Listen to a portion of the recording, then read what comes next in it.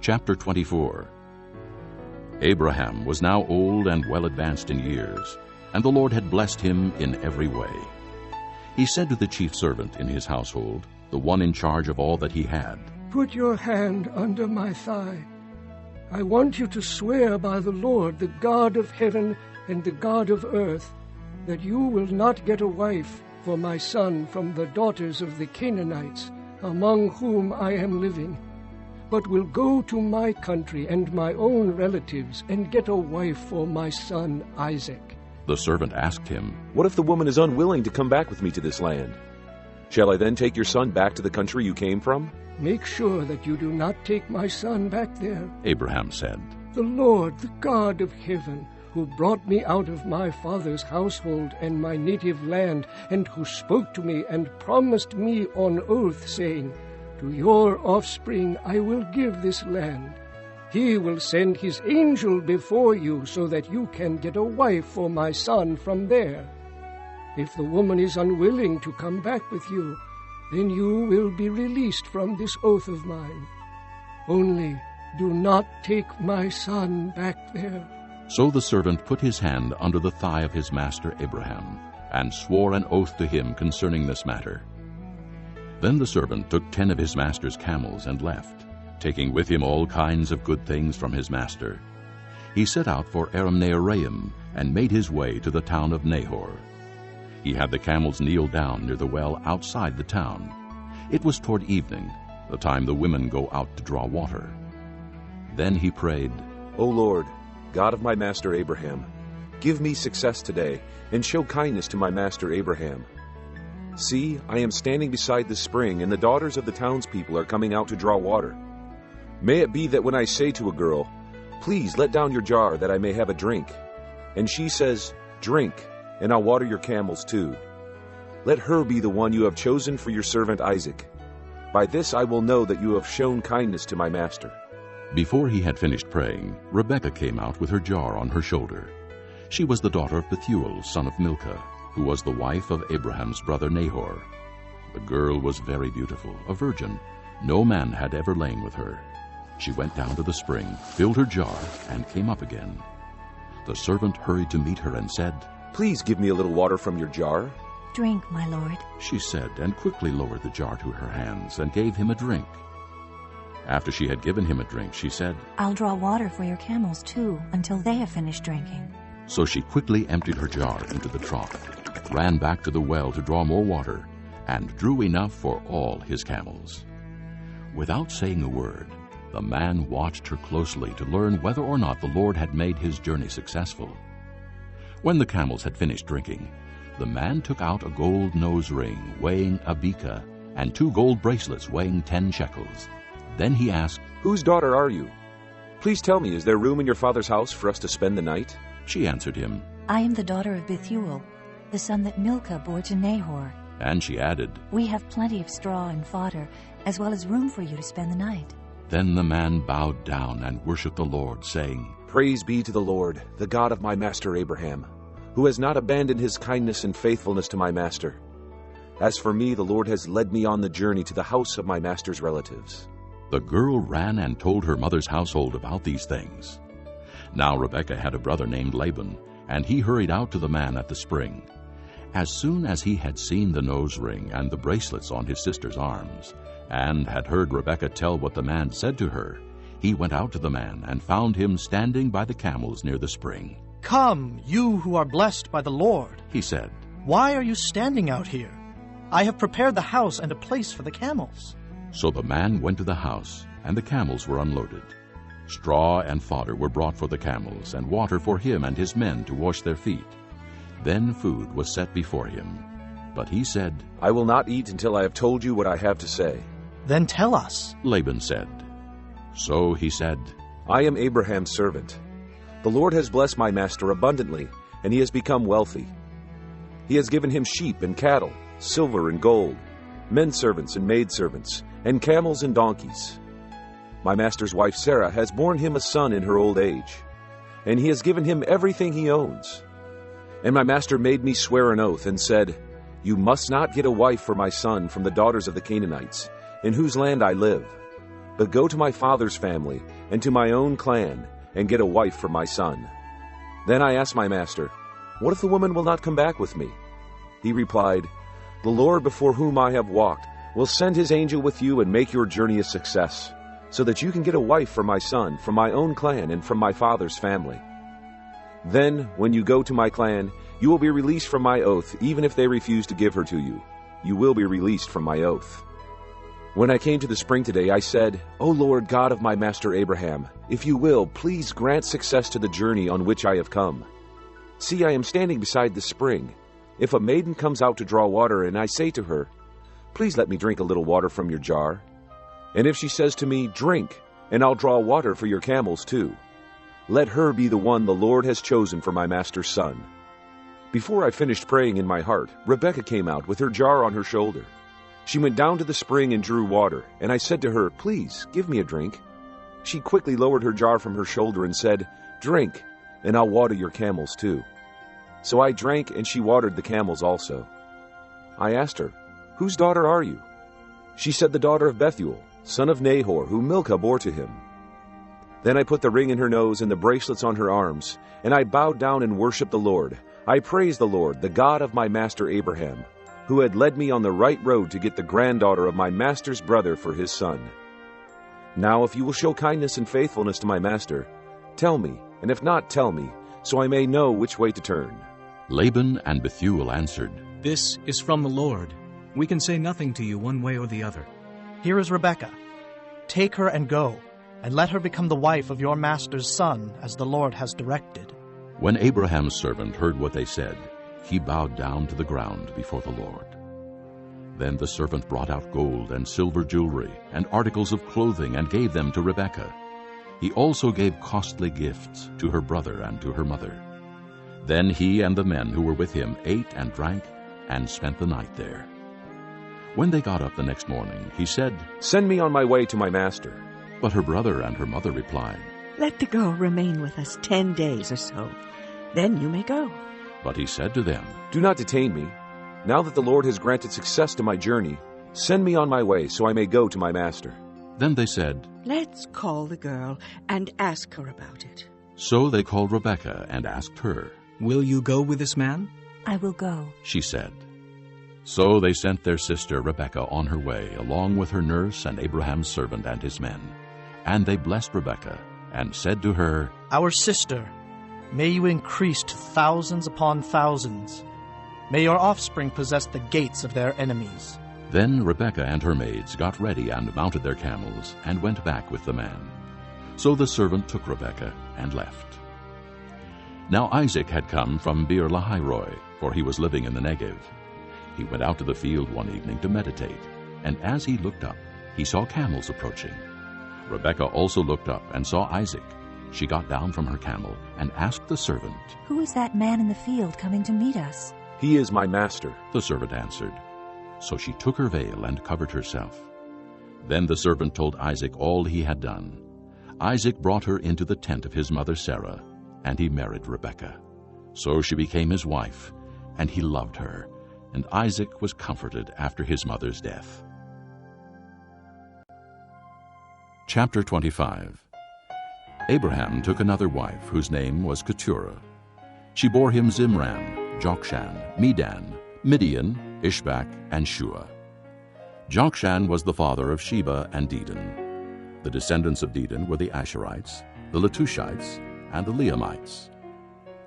The sons of Midian were Ephah, Epher, Hanok, Abida, and Eldaah. All these were descendants of Keturah. Abraham left everything he owned to Isaac. But while he was still living, he gave gifts to the sons of his concubines and sent them away from his son Isaac to the land of the east. Altogether, Abraham lived 175 years. Then Abraham breathed his last and died at a good old age, an old man and full of years, and he was gathered to his people.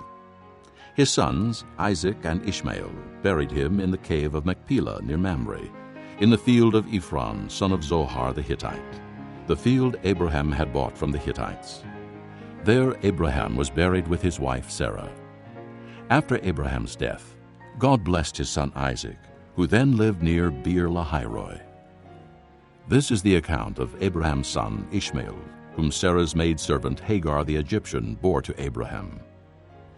These are the names of the sons of Ishmael, listed in the order of their birth: Nebaioth, the firstborn of Ishmael; Kedar, Adbeel, Mibsam, Mishma, Duma, Massa, Hadad, Tema, Jetur, Naphish, and Kedemah.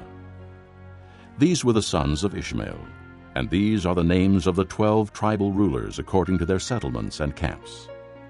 Altogether, Ishmael lived 137 years. He breathed his last and died, and he was gathered to his people. His descendants settled in the area from Havilah to Shur, near the border of Egypt, as you go toward Asher, and they lived in hostility toward all their brothers. This is the account of Abraham's son Isaac. Abraham became the father of Isaac, and Isaac was 40 years old when he married Rebekah, daughter of Bethuel the Aramean, from Paddan Aram, the sister of Laban the Aramean. Isaac prayed to the Lord on behalf of his wife, because she was barren. The Lord answered his prayer, and his wife Rebekah became pregnant.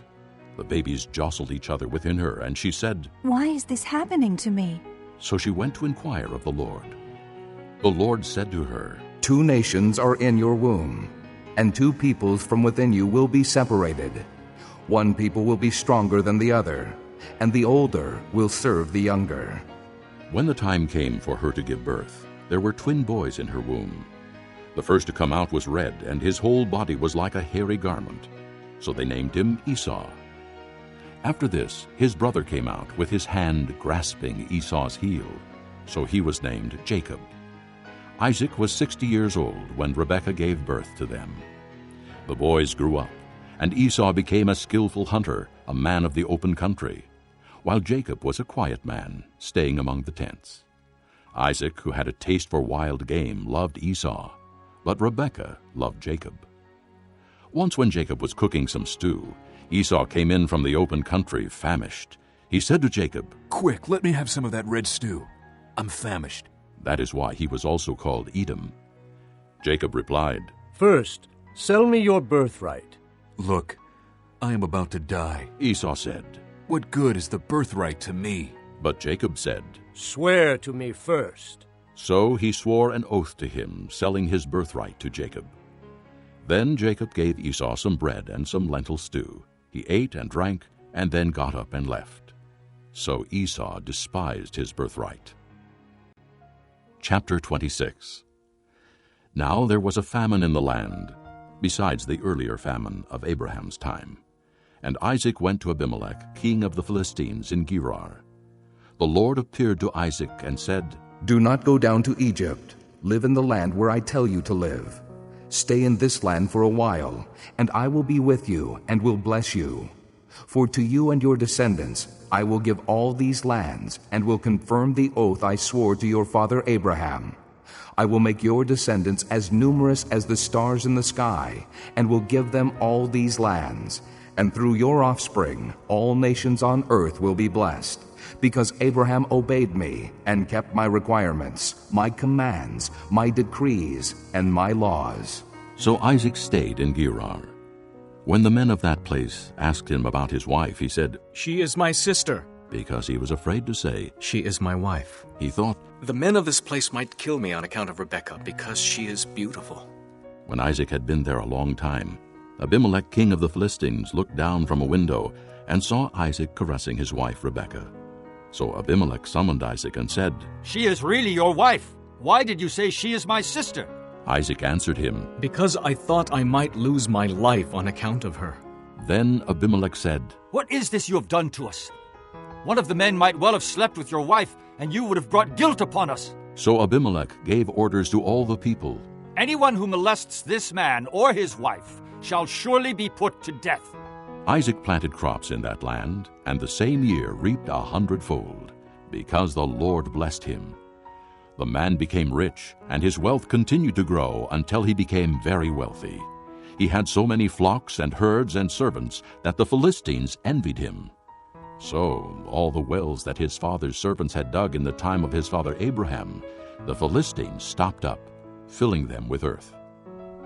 Then Abimelech said to Isaac, "Move away from us.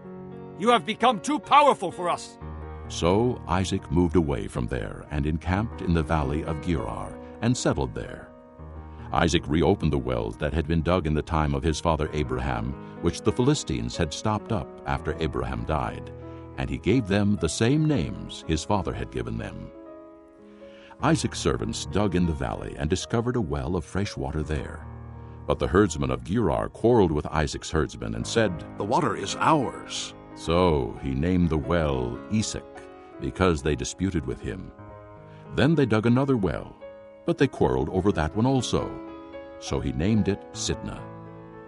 He moved on from there and dug another well, and no one quarreled over it. He named it Rehoboth, saying, "Now the Lord has given us room, and we will flourish in the land." From there he went up to Beersheba. That night the Lord appeared to him and said, I am the God of your father Abraham. Do not be afraid, for I am with you. I will bless you, and will increase the number of your descendants for the sake of my servant Abraham. Isaac built an altar there and called on the name of the Lord. There he pitched his tent, and there his servants dug a well. Meanwhile, Abimelech had come to him from Gerar with Ahazath, his personal advisor, and Phicol, the commander of his forces. Isaac asked them, "Why have you come to me, since you were hostile to me and sent me away?" They answered, "We saw clearly that the Lord was with you. So we said, there ought to be a sworn agreement between us and you.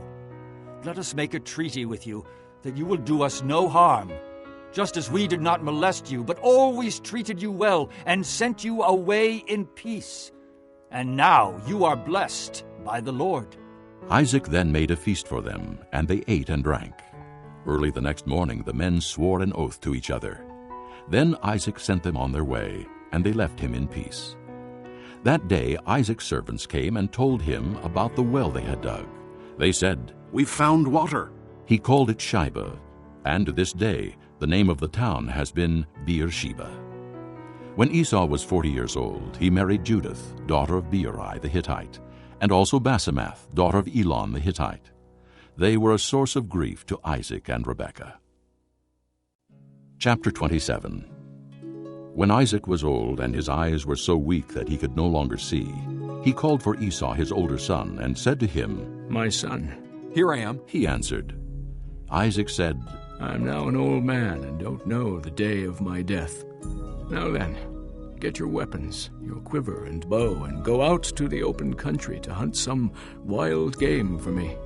Prepare me the kind of tasty food I like and bring it to me to eat, so that I may give you my blessing before I die." Now Rebekah was listening as Isaac spoke to his son Esau. When Esau left for the open country to hunt game and bring it back, Rebekah said to her son Jacob, "Look, I overheard your father say to your brother Esau, 'Bring me some game and prepare me some tasty food to eat, so that I may give you my blessing in the presence of the Lord before I die.'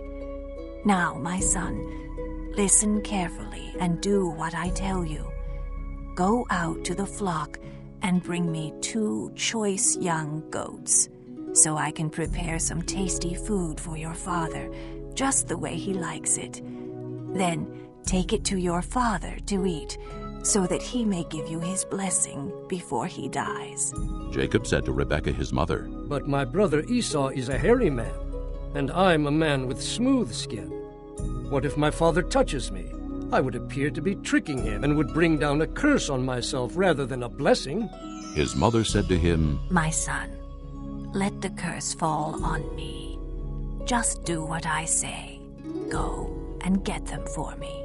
So he went and got them and brought them to his mother, and she prepared some tasty food, just the way his father liked it.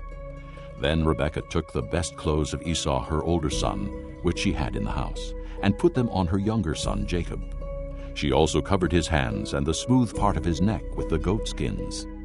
Then she handed to her son Jacob the tasty food and the bread she had made. He went to his father and said, "My father." "Yes, my son," he answered. "Who is it?" Jacob said to his father, "I am Esau, your firstborn. I have done as you told me. Please sit up and eat some of my game so that you may give me your blessing." Isaac asked his son, "How did you find it so quickly, my son?" The Lord your God gave me success, he replied. Then Isaac said to Jacob, Come near so I can touch you, my son, to know whether you really are my son Esau or not. Jacob went close to his father Isaac, who touched him and said, The voice is the voice of Jacob, but the hands are the hands of Esau. He did not recognize him, for his hands were hairy like those of his brother Esau. So he blessed him.